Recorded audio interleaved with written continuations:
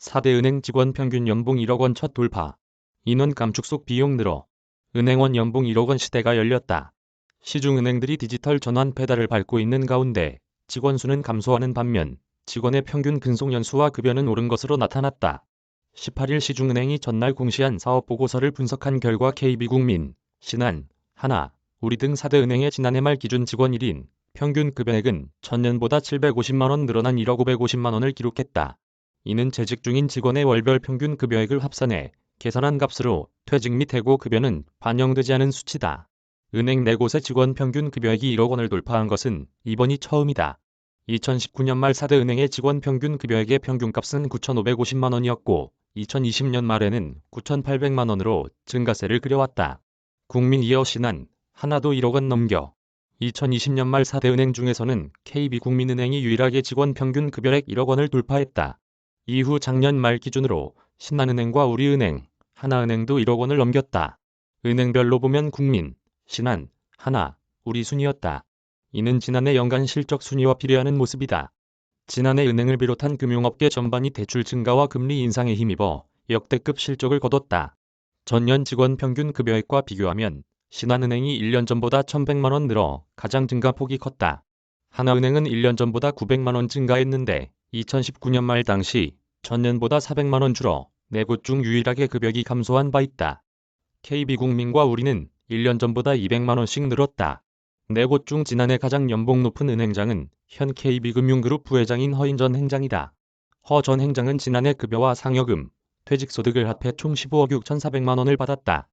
그 다음 권광석 우리은행장은 급여 6억 4,900만 원과 2억 8,900만 원을 합쳐 9억 4천만 원, 진옥동 신한은행장은 8억 2,500만 원, 지난해 3월부터 임기 시작한 박성호 하나은행장은 5억 3,400만 원 순으로 나타났다. 감소하는 인력과 늘어나는 비용. 온라인, 디지털을 기반으로 한 금융거래가 활발해지면서 은행들은 영업점 통폐합과 직원 감축 등 구조조정을 추진 중이다.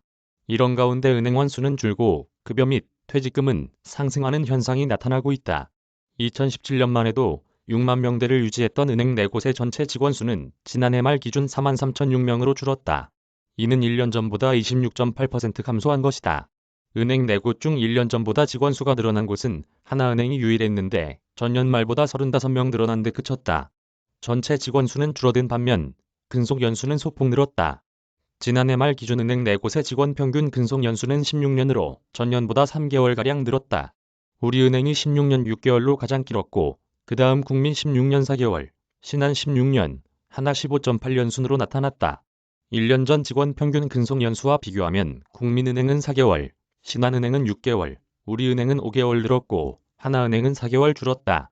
업계 관계자는 은행들이 신입 직원 채용 규모를 축소하고 있는 반면 재직 직원의 근속 연수와 퇴직금 등 비용은 늘고 있는 추세라면서 이는 은행으로선 직원 한 명에 드는 인건비 부담이 커지고 있다는 의미라고 풀이했다.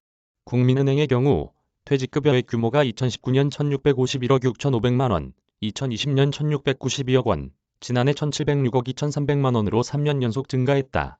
매년 1월 떠난 희망퇴직자 수는 2018년 407명, 2019년 615명, 2020년 462명, 2021년 800명으로 지난해 가장 많았다. 지난 2020년 말 퇴직급여 규모가 크게 늘었던 신한, 하나, 우리은행의 경우 지난해에는 1년 전보다 줄었다. 작년 말 기준 신한은행의 퇴직급여액은 1,273억 3천만 원으로 전년 말보다 약 8.7% 줄었다. 하나은행은 1,579억 원 2,600만 원으로 전년보다는 약 5.5% 줄었다. 우리은행은 1,486억 5,300만 원으로 전년 말 대비 약 1.7% 감소했다. 국민은행을 제외한 은행 3곳은 연간 희망퇴직 규모를 별도로 명시하지 않았으나 지난해 희망퇴직 비용이 반영되면서 판매비, 관리비가 늘어났다는 게 은행 측 설명이다. 신한은행은 지난해 판관비가 전년보다 4.9% 증가했고 우리은행은 전년보다 1.68% 늘었다. 한 은행 관계자는 디지털 전환 추진과 직원 감축 및 영업지점 통폐합 등 구조조정이 맞물리면서 비용 부담이 늘었다라며 디지털, 비대면 금융이 견고해지는 시점에는 지금보다 인건비와 판관비 등 비용 관리를 더 안정적으로 할 수 있을 것으로 예상한다고 말했다. 카피라이트 조선비즈 앤 조선닷컴